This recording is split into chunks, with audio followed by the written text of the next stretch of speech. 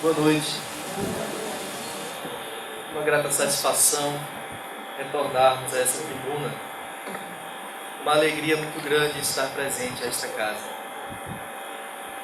Meus irmãos, Jesus Cristo é o guia e modelo da humanidade. Deve ser Ele o espelho a refletir em nós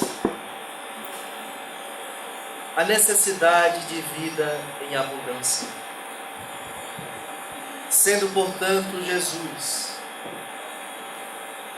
aquele em quem devemos nos referenciar para nossas relações pessoais, sociais e íntimas, devemos, portanto, buscá-lo mais e esquecê-lo menos. Devemos, portanto, conhecê-lo mais, através dos registros históricos deixados para a humanidade, através dos evangelistas, através de outros textos não menos sagrados, mas que só vieram à lume mais tarde pela psicografia de Chico Xavier, através do venerando Espírito Humberto de Campos, que nos traz em diversos textos bastidores da constituição do Evangelho, em passagens que não foram possíveis ser registradas em um Novo Testamento. Jesus Cristo é dos seres iluminados que veio à Terra, enviado de Deus, o mais perfeito, o que reuniu as melhores características morais às quais devemos nos espelhar. O assunto de hoje fala de progressão dos mundos.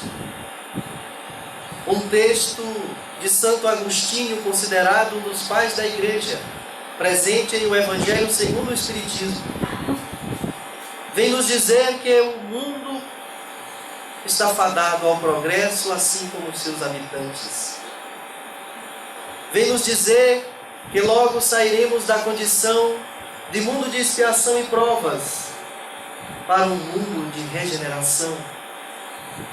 Entretanto, o texto vem cantar, através do prisma da imortalidade da alma, de que o primeiro mundo que precisa ser modificado é o nosso mundo íntimo, é o nosso mundo interior.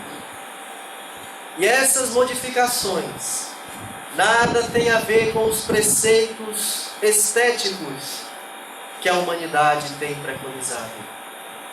Nada tem a ver com as orientações materialistas da busca pelo sucesso de carreira profissional. Nada tem a ver com o casamento dos sonhos, com o par perfeito pela estética ou pelo estereótipo ou pela profissão que ostente. Jesus não foi compreendido à sua época pela grande maioria daqueles homens que lhe ouviram de perto, talvez nós próprios, porque ele nada apresentava aquilo que o mundo exigia para um príncipe, para um líder, para alguém que pudesse salvar e libertar um povo da casa de servidão que Roma estabelecia à Palestina. Ele veio cantar a nova religião, a religião do amor, o amor que a humanidade não estava acostumada a ver, a ouvir, a pensar e muito menos a sentir. Desde que estabeleceu as bases da verdadeira e única religião do mundo, Jesus Cristo vem nos conclamando a aderirmos a esta filosofia que nos liberta dos atavismos tão grosseiros, tão dificultosos, que fazem com que nossos sofrimentos nossas expiações e provações aparentem ter um grau de dificuldade maior que os nossos ombros consigam suportar. E por isto mesmo, Ele nos recomenda: vinde a mim todos vós que estáis fatigados, e eu vos aliviarei. Porque meu jugo é suave e meu fardo é leve. Jesus em instante algum nos dissera que deixaríamos de sofrer, que deixaríamos de ser testados, que deixaríamos de ser provados quanto à nossa fé.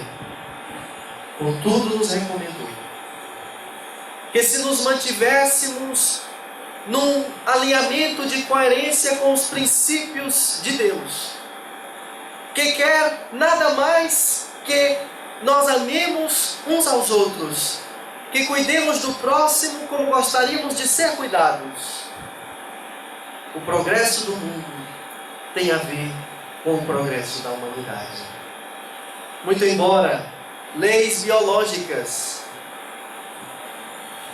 passem também a reger a nova constituição orgânica de um mundo que está por vir, fazendo com que certos movimentos, desde o eixo do próprio planeta até o desenvolvimento de aspectos climáticos diferenciados, fazendo-nos muitas vezes migrar de um território para outro, como que se a natureza implacável fosse perniciosa, nos obrigando a abandonar um campo tão fértil, mas na verdade a natureza nos obrigando a sair de terras específicas e nos juntarmos em territórios coletivos. Meus amigos, Jesus falava há mais de 2000 anos que o reino de amor se estabeleceria na terra. Esse reino de amor fará com que deixe de se existir nações do ponto de vista geopolítico que hoje existe, onde até aqui manda o governo brasileiro, a partir dali o governo de outra nação. Porque a legislação que nos regerá será a legislação do Evangelho de Jesus, que preconiza amar ao próximo como a si mesmo. Jesus, como libertador de consciências atávicas, não está para o mundo como um líder religioso e político que muitas vezes queremos construir, para a sociedade. Aquele que vai julgar, arrebatar, discriminar e condenar. É Jesus, o príncipe da paz. Eis os paradigmas com que temos nos defrontado ao longo de todos esses séculos. Eis os paradigmas que ainda estarão postos à nossa frente, para que consigamos refletir, interpretar, assimilar e, sobretudo, vivenciar. Somente compreendendo o que Jesus quis dizer em suas palavras, de não ter vindo trazer a paz, mas a divisão, de deixar aos mortos o cuidado de enterrar seus mortos. Quem não odeia pai e mãe, abandonar pai, mãe e filhos, que por sua vez somente a doutrina espírita, como o egrégio consolador prometido que ele houvera colocado para nós, quando perto de sua partida, é capaz de explicar. Somente a doutrina espírita, com os seus 5 dogmas da imortalidade da alma, da crença em Deus, da pluralidade das existências e dos mundos habitados e da comunicabilidade dos espíritos, é que conseguiremos bem compreender que as leis que nos regem, as leis universais, aquelas que são atemporais, aquelas que estão acima do Supremo Tribunal Federal e de uma Assembleia Geral da ONU, é preciso entender que quando o Cristo tem a necessidade de promover uma interrupção num processo ele o faz. E de imediato a resolutividade se processa.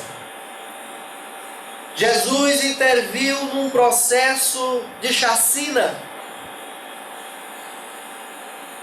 para fazer com que o chefe do homicídio coletivo se transformasse, quiçá, no principal baluarte da divulgação do Evangelho. O que mais fundou igrejas? O que mais enfrentou Roma? O que mais dedicou-se a consolar o povo pagão?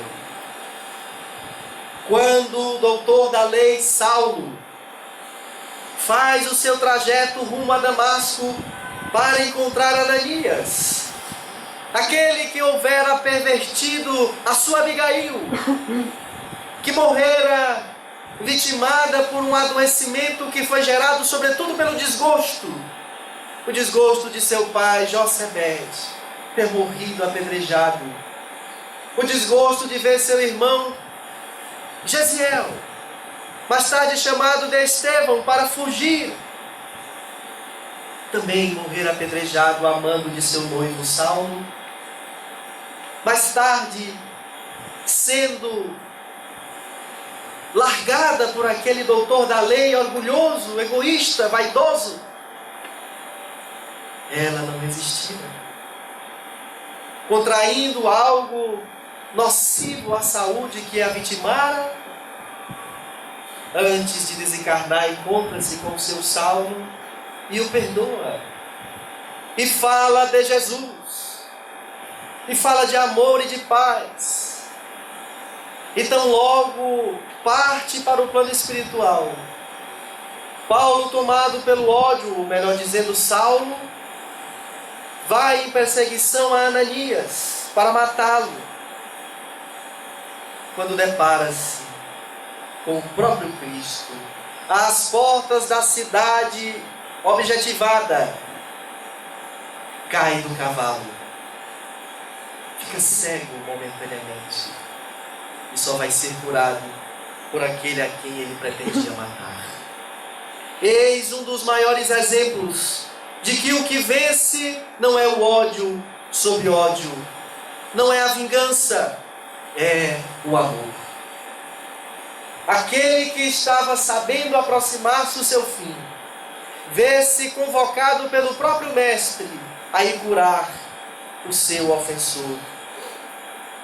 Estevão, Gesiel, passa a ser o mentor espiritual do seu próprio verdugo, aquele que comandara a sua sentença de morte. Meus amigos, chega de esbravejarmos o pessimismo. Chega de nos somarmos a essas vozes de coros de descontentes de causa nenhuma, que não compreensivos com suas próprias mazelas, querem aproveitar um instante de turbulência pelo qual passa o planeta, em especial a nossa nação, e derramar as suas angústias pessoais, os seus ódios, querendo protestar valendo-se da pornografia, do desrespeito e da agressividade. É incrível como um país que tem o objetivo de ser o coração do mundo e a pátria do Evangelho, que consegue manter em seu seio a maior nação católica do mundo, a maior nação espírita do mundo, uma das maiores protestantes do mundo, seja a das mais violentas. Como nós cristãos fomentamos tanto a ideologia da pena de morte, fomentamos tanto a ideologia do armamento ao cidadão comum, que bandido bom é bandido morto.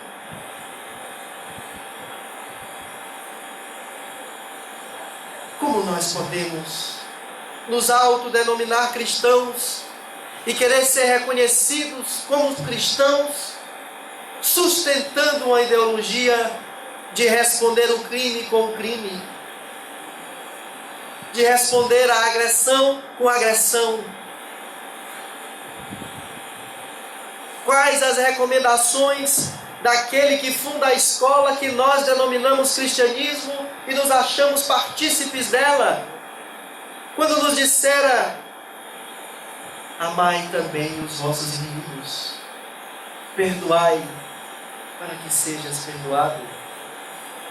De onde estão os apelos de Jesus para as nossas consciências, quando nos convoca a fazer o bem sem ostentação?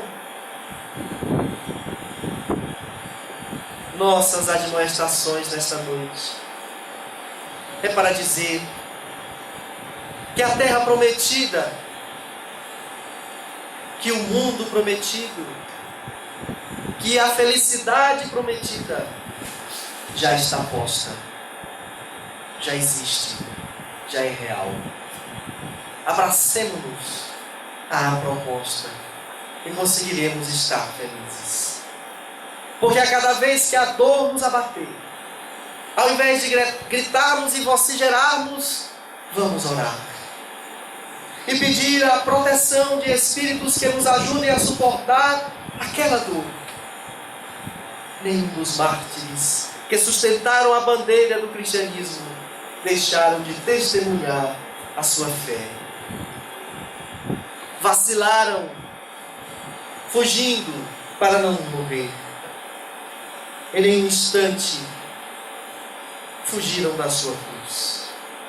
É preciso lembrar que a doutrina espírita nos dizendo, nos colocando à frente o paradigma da imortalidade da alma e da pluralidade das existências, faz-nos compreender que esta não é a nossa existência primeira, e que tendo existências transatas e já de agora nos reconhecendo pessoas imperfeitas, há uma grande probabilidade de termos cometido erros e equívocos no passado, que agora nos chegam a ser cobrados, muitas vezes numa necessidade da lei de Talião, que nos dizem os Espíritos em O Livro dos Espíritos, obra primeira da codificação de Allan Kardec. Somente Deus vale-se da lei de Talião, onde nós nos vemos numa condição de ter que experimentar o mesmo jugo que impusemos a outrem, ou a vários outrens. Nossa reflexão é para pedir otimismo de nossa parte, fazendo com que nós sejamos pessoas que buscam a compreensão dos problemas que lhes surgem e não a lamúria,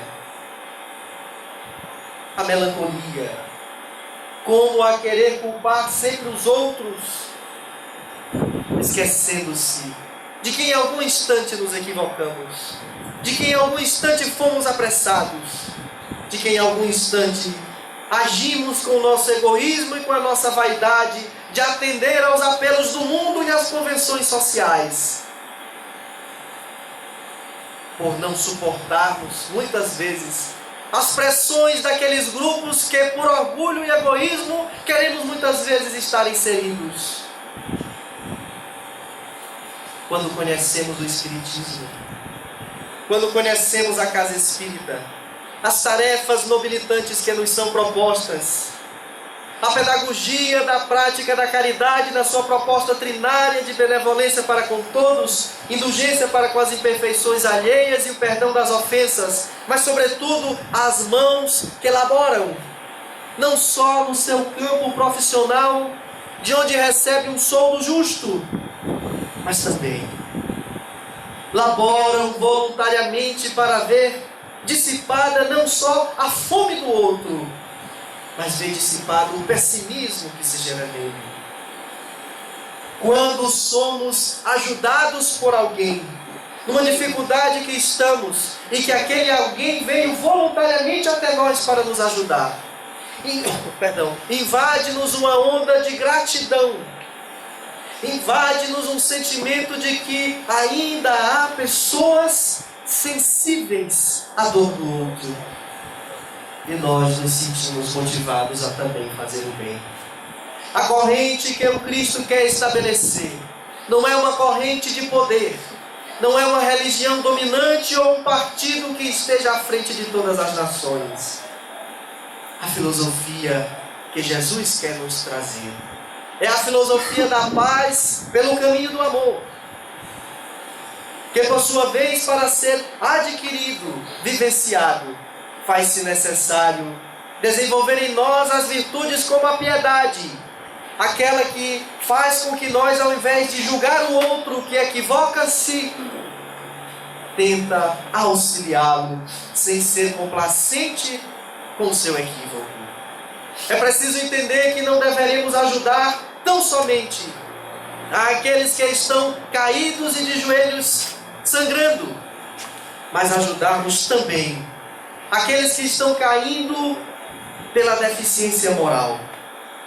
Aquele que erra e pratica o crime. Aquele que erra e trai.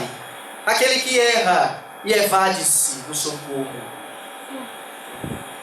Acolher o que aparentemente é um coitado, porque está adoecido, é também uma virtude, mas das mais nobres. É conseguirmos acolher aqueles que nem eles próprios se reconhecem doentes, nem eles próprios se reconhecem precisados.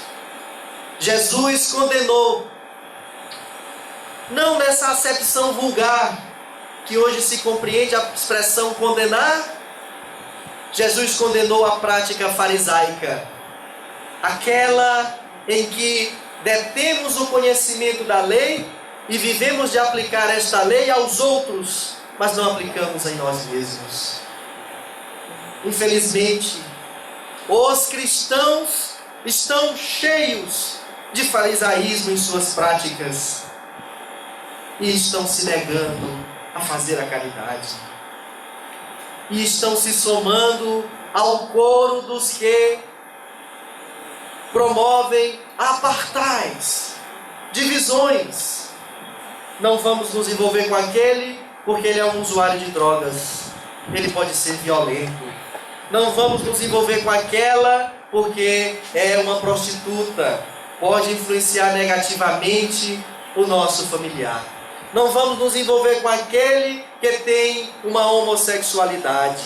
Não vamos nos envolver com aquele outro que tem uma cor de pele diferenciada. Não vamos nos envolver com aquele que é espírita e faz pacto demoníaco. Não vamos nos envolver com aquele que é umbandista, porque pode vir a nos prejudicar se sentir-se descontente com algo que façamos. E nesses apartais, vamos nós também nos distanciando de Jesus, das suas palavras que consolam. Hoje, temos profissionais na área da medicina psiquiátrica, psicólogos, terapeutas ocupacionais, líderes religiosos. Nenhum destes é capaz de consolar no mesmo instante a dor de uma mãe que perde o seu filho com 3 anos de idade num acidente automobilístico. Naquele mesmo instante em que está vendo um corpo estendido, não é capaz de consolar. Porque sempre deixamos para consolar nos instantes de desespero. Estamos viciados a medicar e ainda não atentamos à necessidade de prevenir.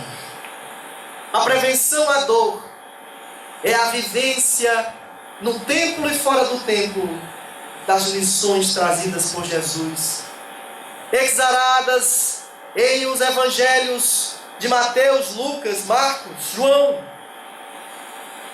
nas cartas paulinas, nas reflexões propostas por Allan Kardec e a pleiade do Espírito de Verdade em o Evangelho segundo o Espiritismo. Queremos entender as chagas do mundo sem utilizarmos a chave que desvenda todos esses mistérios. Muitas das vezes, sem querermos chegar à porta. Estamos no umbral da passagem, mas não chegamos a acessar a porta que é Jesus e a chave que é Kardec.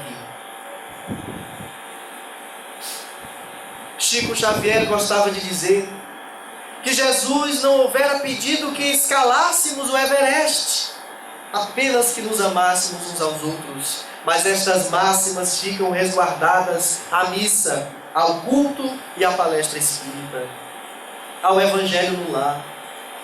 E nos esquecemos naquele instante em que a criança erra, que o adulto equivoca-se, que o adolescente dá trabalho de lembrar quais são as exortações de Jesus referente àquele caso em especial.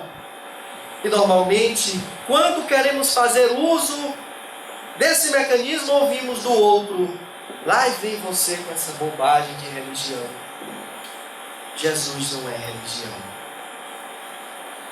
Seus ensinamentos não é religião.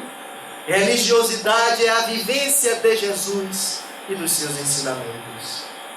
Antes de querer julgar e consolar sem conseguir aqueles que estão ao nosso lado, somente nos instantes de desespero e de queda, é preciso que construamos essa ideologia no nosso dia a dia, nas nossas relações.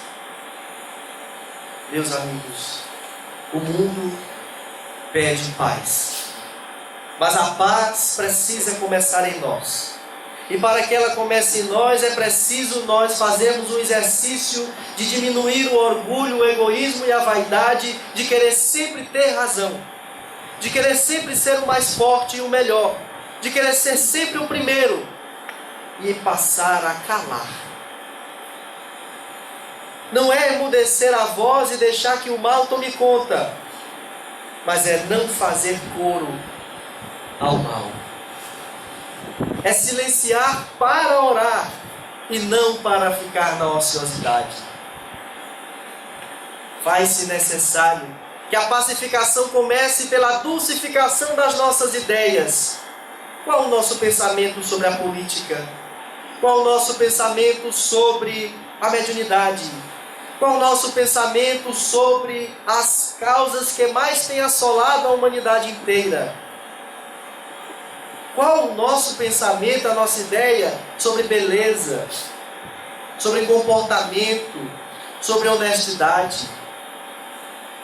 Por que ainda estamos tão afeitos a cultos exteriores e achamos que trajando um tom de roupa, fazendo um símbolo ao longo do corpo, estamos ali respeitando autoridades religiosas, autoridades espirituais, quando o nosso comportamento mental, verbal e atitudinal revela-nos mais anticristos que cristãos. É preciso, meus irmãos, entender que nós viemos hoje a essa casa espírita buscar um pouco de paz, um pouco de sossego, um fluido que nos renove. E o que esta casa tem hoje para oferecer em nome da doutrina espírita vai muito além do passe que logo mais nos será ministrado. É a proposta educativa e libertadora da reforma íntima. Aquela que faz nos perguntar quem somos nós, e mais do que quem somos, o que somos. E quando nos descobrirmos que não somos isto que o nosso RG apresenta na legislação atual, mas somos filhos de Deus, imortais e co-criadores do universo, nossos planos, nossas projeções deverão certamente ser tão impactadas que mudarão os rumos dos nossos projetos e deixaremos de pensar na aquisição apenas da matéria, apenas existencial, que irá para o caixão conosco com a morte do corpo físico, e passaremos a edificar em nós, a lutar e a buscar aquelas ideias que nem o tempo conseguirão apagar. Porque há mais de 2000 anos Ele esteve entre nós lançando suas ideias. Há muito mais tempo disso, profetas lhe antecederam.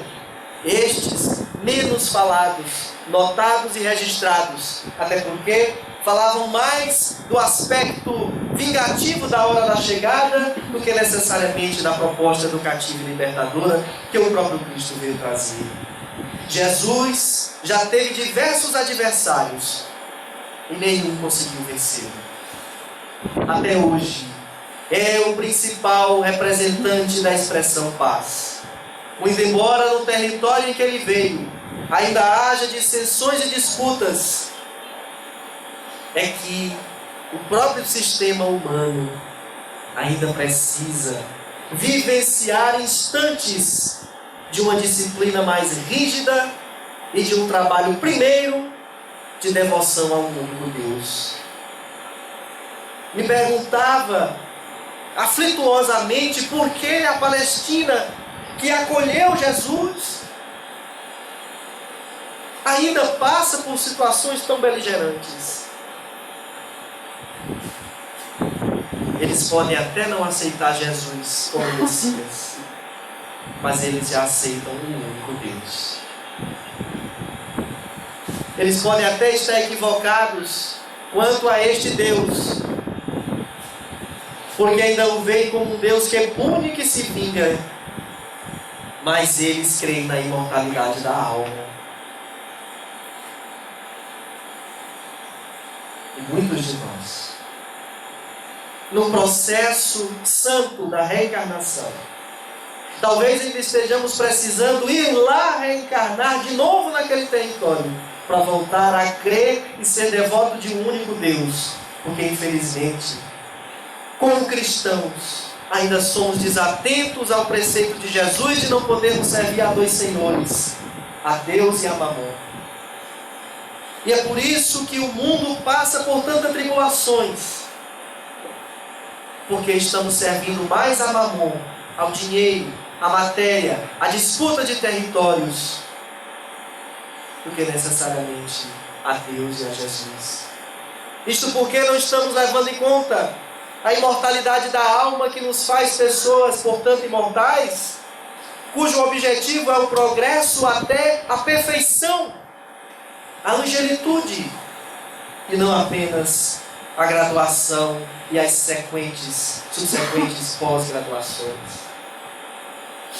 A conquista de títulos na terra tem nos anestesiado os horizontes, os objetivos verdadeiros, fazendo com que, por mais que lutemos, por mais que nos regozijemos com os aplausos e medalhas e condecorações, ainda assim lá no fundo nos sintamos algo perplexados e entristecidos, como se em algum instante tudo aquilo não fizesse sentido.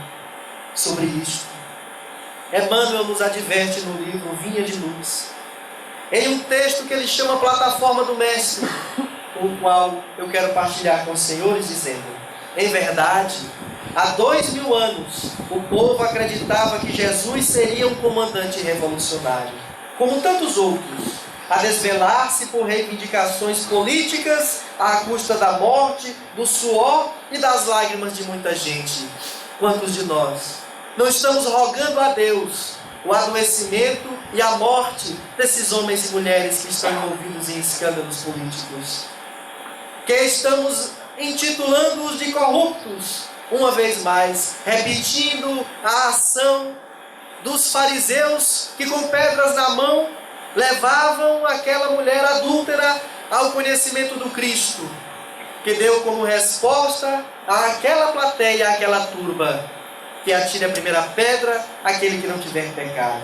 Mas que, na verdade, na nossa opinião, guarda como ensinamento maior, não esta frase, mas a que ele diz àquela mulher sofrida e equivocada: onde estão teus acusadores?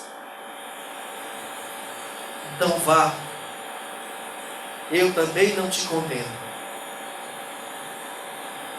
Vai, não peques mais. Mas quando nós conseguiremos ter essa condição de fazer da mesma forma? Ou, na verdade, quando nós vamos, pelo menos, nos dar o direito de permitir que os demais nos levem a julgamento, e que esse julgamento seja perante Jesus? Aquela mulher foi acolhida, mesmo tendo errado. Aquela mulher foi auxiliada, mesmo que houvesse instrumentos, provas legítimas da legislação daquela época para incriminá-la.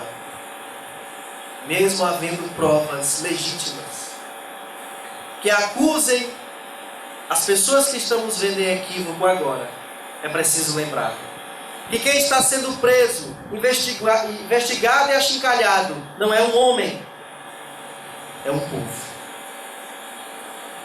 Recentemente, vimos uma jovem ficar foragida por quase 2 meses, até conseguir entregar-se à polícia, portanto ser presa, pelo desvio de conduta na condição de chefe de um município. Quantos de nós nos valemos a acusá-la, esquecendo-se de que em nenhum instante aquela senhora poderia sair de casa, adentrar o prédio de uma prefeitura, sentar numa poltrona e dizer: eu sou prefeita, sem que tivesse passado por um processo legítimo de eleição e votado com a ampla maioria dos votos. Não estamos falando de uma prefeitura, estamos falando de uma cidade, de uma comunidade. Não estamos falando de um país, estamos falando de um país e não de um corrupto. Porque a corrupção tem se iniciado nos mínimos atos.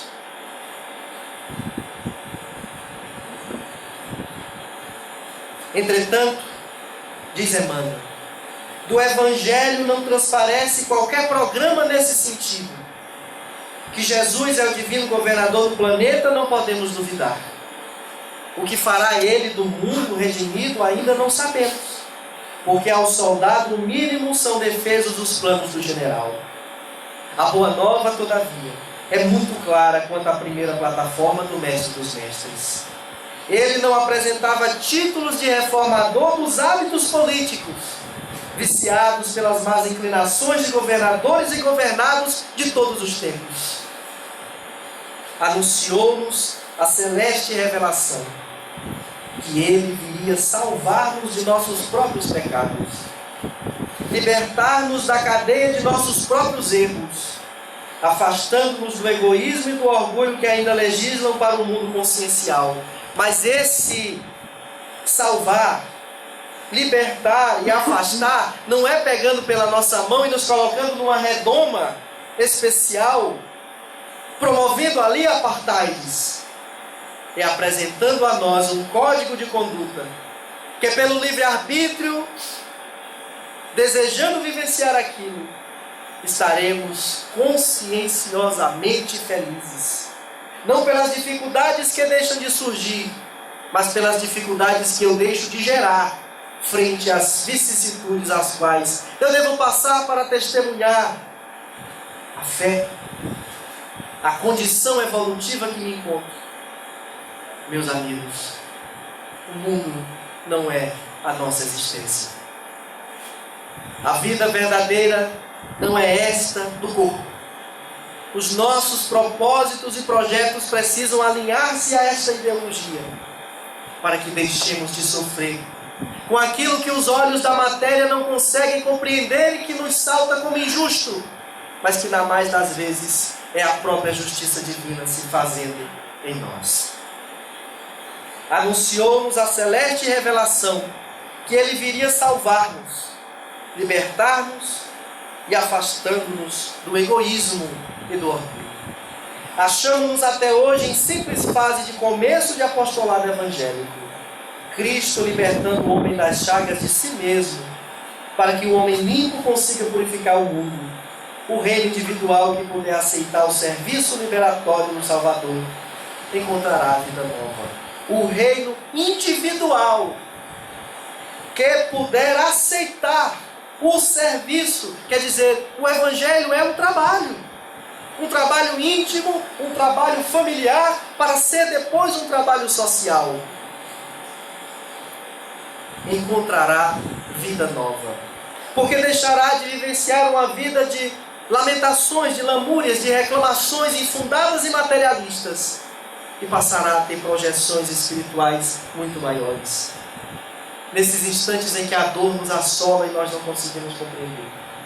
Nesses instantes em que o mal, pela mídia que está tendo, parece ser mais forte que o bem. É necessário elevarmos o nosso pensamento a Deus. E pronunciarmos palavras que emanem de nossos corações, propondo em nós próprios reflexões, mas petitórios verdadeiros ao nosso Pai Criador. Como fizera Monsenhor Horta, pela veia psicográfica de Chico Xavier, a pronunciar-se dizendo: Pai nosso que estás nos céus, na luz dos sóis infinitos, Pai de todos os aflitos deste mundo de escarcéus, santificado, Senhor, seja o teu nome sublime, que em todo o universo exprime concórdia, ternura e amor. Venha ao nosso coração o teu reino de bondade, de paz e de claridade na estrada da redenção. Cumpra-se o teu mandamento que não vacila nem erra, nos céus como em toda a terra de luta e de sofrimento. Evita-nos do mal. Dá-nos o pão do caminho, feito na luz, no carinho do mundo espiritual. Perdoa-nos, meu Senhor, os débitos tenebrosos, passados escabrosos de iniquidade e de dor. E auxilia-nos também nos sentimentos cristãos a amar os nossos irmãos que vivem longe do bem. Com a proteção de Jesus, livra a nossa alma do erro. Neste mundo de desterro distante da tua luz, e que a nossa ideal igreja seja o altar da caridade, onde se faça a vontade do teu amor, que assim seja, Senhor. Muito obrigado. Muito obrigado.